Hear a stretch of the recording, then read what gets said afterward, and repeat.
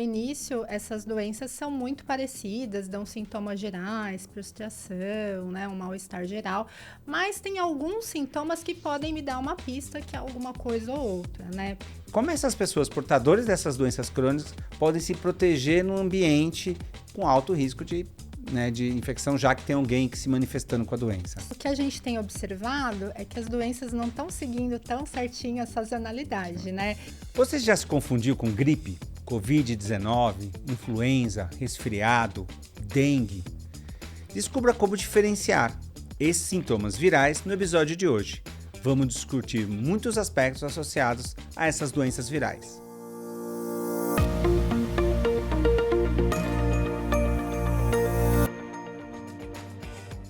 Olá, bem-vindos a mais um episódio do Glicast.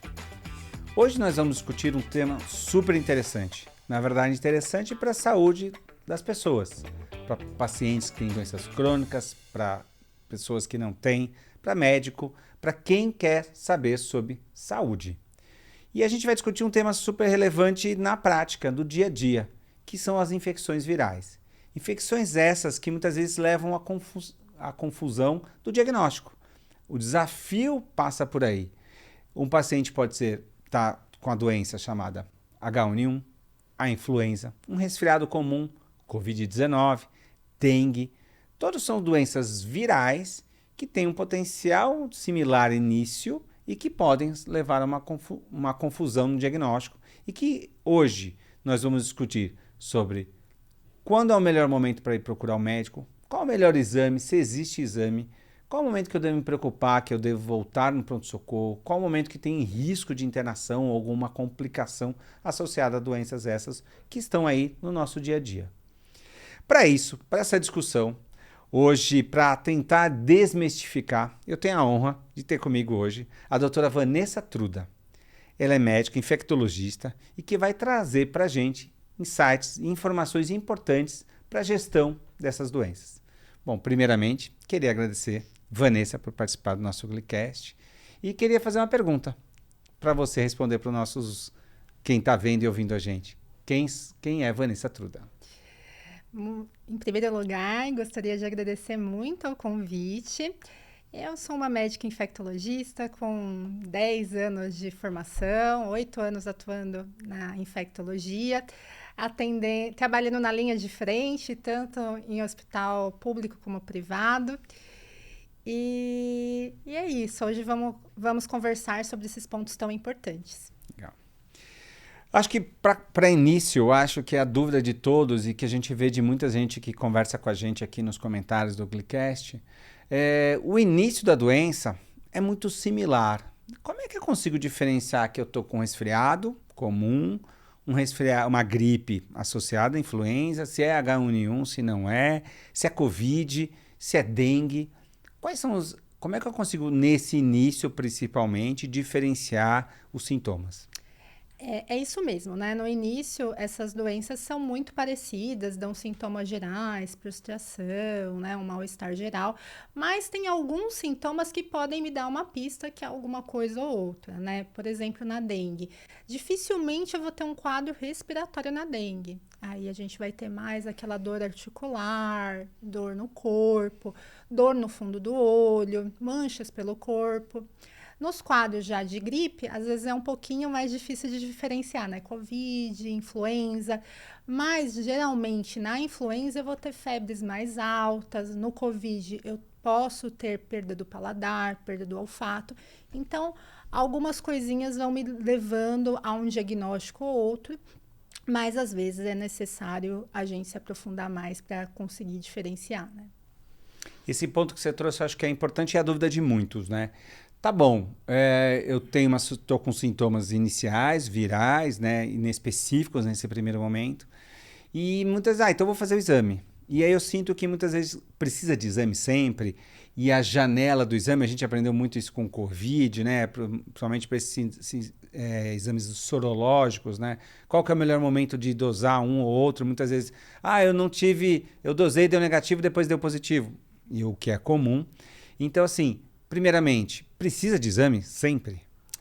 Não necessariamente a gente vai precisar de exames, né? Então, a gente precisa ver como será a evolução desses quadros. Às vezes a evolução é muito tranquila, o quadro, na maioria das vezes o quadro é bem leve. O exame ele está mais indicado para quem já tem alguma comorbidade, né? Porque aí é importante, essas pessoas têm uma chance de uma evolução mais desfavorável. Sim. E, assim, depois de 24, 48 horas, na persistência dos sintomas, aí já seria interessante procurar uma ajuda médica, né, para melhor esclarecimento do quadro. Ótimo, isso eu acho que é muito, porque a premissa, né, que eu preciso fazer exame para tudo muitas vezes não existe, né? Sim. E aí, assim, quais são esses sinais, então, de alerta dessas possíveis complicações que fazem esse paciente procurar o médico, que fazem procurar um serviço de saúde, já que ele também não pode esperar demais, negligenciar e ficar em casa, entre aspas, mas ao mesmo tempo também ir muitas vezes num momento muito inicial, que não vai mudar muito a conduta. Quais são os sinais de alerta, então? Então, falando de uma forma geral, Sim. claro que para cada quadro a gente vai ter sinais de alertas mais importantes, mas a manutenção da febre, uma febre que não cede com o uso de antitérmico, sintomas como tontura, desmaios, isso sugerindo que a pressão está ficando mais baixa, desconforto respiratório, falta de ar, dor abdominal, vômitos que não cessam com o uso de medicação, isso tudo sinaliza para um quadro com uma evolução mais grave. E assim, nesse momento, já teria que procurar o médico de uma forma mais imediata. Eu acho que isso é importante, principalmente esse paciente, né, que é o que muitas vezes é o nosso ouvinte, que é o paciente portador de doença crônica, né? Ele é uma pessoa que muitas vezes pode levar a complicação, os pacientes mais idosos, tudo. E do outro lado, então, do contexto, né? O que é muitas vezes a gente vê que é o acompanhante, é o familiar, é alguém em casa, é a criança que vai para a escola e traz um quadro viral, muitas vezes, obviamente. Como essas pessoas portadoras dessas doenças crônicas podem se proteger num ambiente com alto risco de infecção, já que tem alguém que se manifestando com a doença? Sim. Acho que, em primeiro lugar, uma coisa que eu sou fã, vacina, né? Então, a gente manter o calendário de vacinação em dia. A gente tem disponível, né, atualmente vacina para influenza, vacina para Covid. E para alguns grupos, a gente até tem disponível no SUS mesmo vacina para pneumonia, vacina para vírus sincicial respiratório. Então, checar com o seu médico que te acompanha que vacinas estão indicadas para você. Porque muitas vezes a criança pode chegar com sintoma e já é mais fácil da gente saber, né? Mas às vezes a transmissão começa antes dos sintomas. E aí, sabendo que você vai ter contato com algum sintomático respiratório, que já ficou consagrado com Covid, o uso de máscara, né? No ambiente domiciliar, evitar o contato próximo com criança, se ela tiver com algum quadro respiratório. Mas acho que, fundamentalmente, para dar uma proteção mais completa, seria a vacina mesmo. Eu acho que é o ponto mais importante. Eu acho que o auge da nossa discussão passa muito por isso, né? Uhum. Vacinação. É o fator de prevenção mais efetivo que a gente tem, né? Sim. E que, infelizmente, a gente vê dados, né, de epidemiológicos de uma queda da vacinação das pessoas, né? Aqui eu acho que passa muito num desafio, e nosso grande ouvinte aqui é um adulto, né? Que muitas vezes não tem um vacinólogo, né? Alguém responsável por orientar essa vacinação, né? E aí o papel do médico agora cada vez mais, com mais opções de vacinas, é super importante para orientar esse paciente, né? Sim. Porque existem classes terapêuticas, existem perfis de doenças, existem intervalos de idade, né, para aquela vacina adequadamente. E isso é o ponto, eu acho, que a gente tem que sempre levantar a bandeira, porque é o que a gente tem mais efetivo, né? Uhum. E as doenças sazonais, né, que tem exposição, a própria dengue agora, com a vacina que está, né, aberta no sistema público, para as pessoas poderem cada vez mais se prevenirem, estando vacinadas, né? As medidas que você disse, obviamente, são super efetivas, mas não é o mais completo como uma vacinação feita no momento certo, né, fora dos momentos de surto, porque muitas vezes as pessoas E dengue, a gente está vivendo um pouco disso, né? Estamos no verão, as pessoas não querem se vacinar. Sim. E não é o melhor momento, porque a proteção ainda não vai ter chego tão rápido, né? E o que a gente tem observado é que as doenças não estão seguindo tão certinho a sazonalidade, né?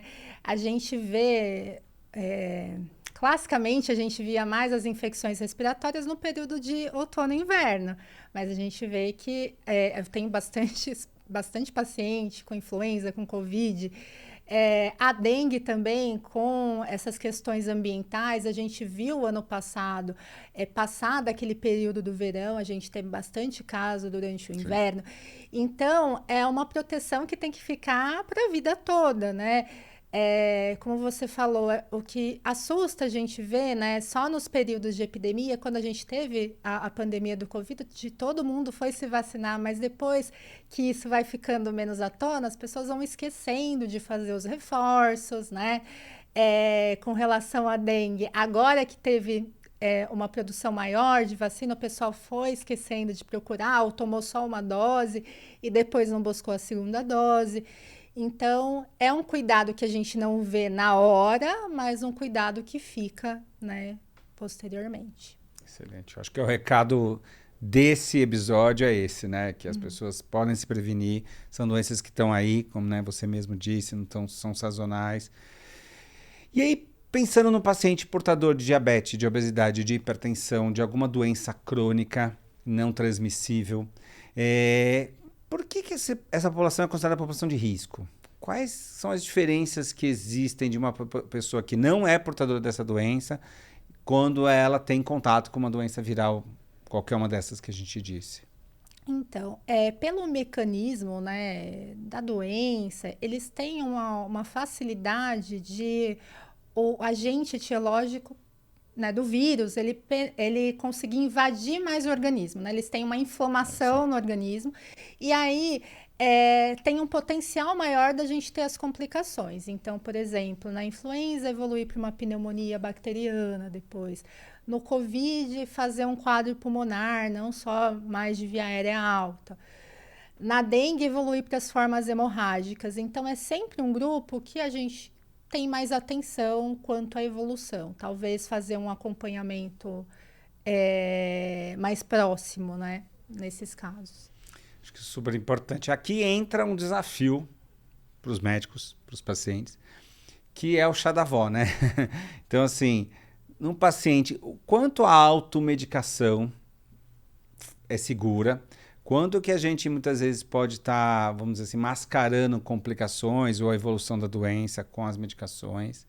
E como que a gente pode orientar esse paciente, né? Lógico, a gente também não precisa todo mundo ir para o pronto-socorro por causa de um quadro febril isolado, mas ao mesmo tempo não perpetuar a automedicação. Então, que cuidado que a gente tem que orientar esse paciente para a automedicação, mas que também que não leve a risco? Eu acho que é muito a persistência dos sintomas, né? Então, automedicação mais a gente orienta mais um analgésico, uma dipirona, um paracetamol, de repente, para o alívio do sintoma. Mas se isso persistir, poxa, tomei uma vez, 2 vezes, está persistindo o sintoma, tem alguma coisa errada, já acende uma luzinha, um sinal de atenção. É melhor eu ver, ir no médico, não esperar também ficar com super falta de ar, com uma febre de 40 graus para procurar o atendimento médico. Fez a medicação, não melhorou, já buscar o atendimento médico para ver o que está acontecendo, para ser examinado, para, enfim, ser avaliado. E evitar usos, né, de medicações mais controladas, antibióticos, né? Tem muitos pacientes que têm qualquer tosse, não, preciso de antibiótico, minha gripe só melhora com antibiótico. Isso é uma coisa que eu sempre escuto. Nenhuma medicação, eu falo, é isenta de efeitos colaterais, então você usar uma medicação que não tem indicação pode te expor a um risco de algum efeito colateral que você não precisaria ter. E também você atua selecionando agentes no seu organismo que futuramente pode evoluir para, numa nova infecção, você ter uma bactéria resistente, né? Muito mais difícil de tratar. Eu acho que isso é um ponto, né? É virose, né? Então, assim, é um quadro viral, não precisa necessariamente de antibiótico. A gente vê muita solicitação dos pacientes, né? para tomar antibiótico, muitas vezes, para um quadro que ia melhorar de qualquer jeito, ia melhorar com sintomáticos, né? Exato. É um desafio para os dois lados, né? Porque tem a pressão do paciente, tem a pressão que o médico muitas vezes tem que entender e orientar bem, para isso precisa estar próximo, para poder orientar esse paciente que não precisa necessariamente tomar antibiótico, né?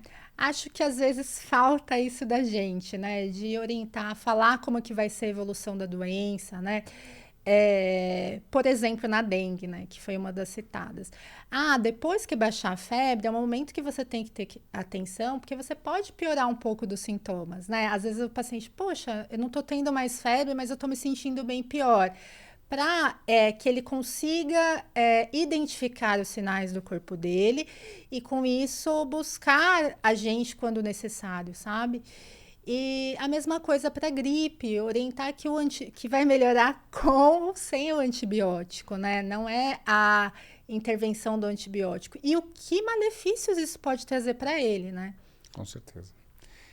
Já que a gente falou da vacinação, falou das doenças, falou da complicação, e a falsa percepção, quase uma crendice popular, vamos dizer assim, que as pessoas têm que tomar vacina, peguei a doença. Vou dar o exemplo da vacina da influenza. Depois que eu tomei a vacina da influenza, eu fiquei gripado. Quanto isso é verdade, quanto é uma reação vacinal, né? Exato. Isso também eu escuto, assim, toda vez. Não toma vacina da influenza porque eu sempre pego gripe. E assim, a gente tem reações que podem ser da vacina, né? Então, essas vacinas de agentes mortos, né? A gente espera que no comecinho, lá até 72 horas pós-vacina, você possa ter febre, um mal-estar geral, né? Que facilmente pode ser confundido com o início de um quadro de gripe, de resfriado. Mas que isso vai passar. E também o que pode acontecer é que a pessoa já estava com uma gripe já no caminho e ter pegado a gripe próximo de tomar a vacina e não ter manifestado antes. E sempre é importante a gente lembrar que tanto a vacina da Covid como a vacina da influenza, o objetivo não é você nunca mais pegar a gripe, nunca mais pegar a influenza. Mas o objetivo principal é evitar que você desenvolva as formas graves. Você pode ter Covid, você pode ter influenza após a vacina, mas a gente espera que com isso você não evolua para uma internação hospitalar, para uma complicação e até mesmo para o óbito, né?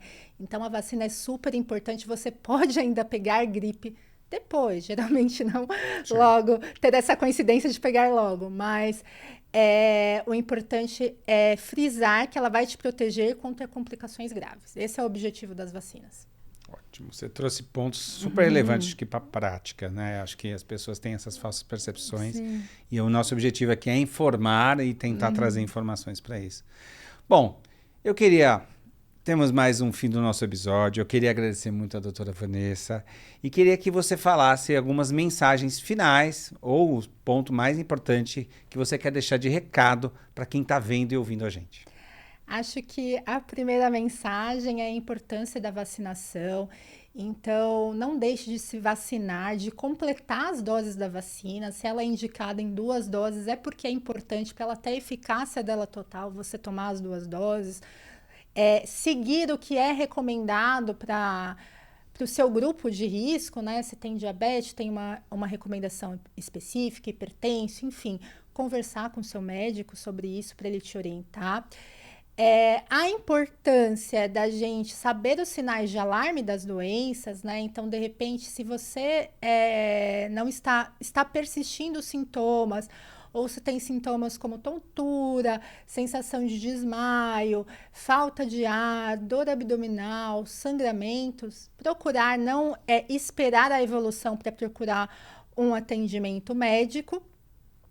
E, né, uma coisa, se atentar às medidas preventivas. Então, vacinação em primeiro lugar, mas uso de máscara quando tiver na presença de pessoas sintomáticas, o uso de repelente para dengue, né, na prevenção, que sempre é muito melhor a gente prevenir do que a gente evoluir para a doença. Então, eu acho que são essas as mensagens que eu gostaria de deixar.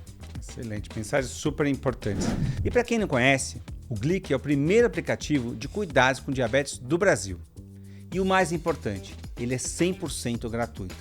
Está disponível nas lojas de Android e iOS. você pode baixar o aplicativo, começar a fazer o acompanhamento e gestão da sua doença. Venha, siga a gente no Instagram, no @GlickDiabetes e no YouTube. Contamos com você. Vanessa, novamente, muito obrigado e convido a vocês a seguirem mais o Gliccast.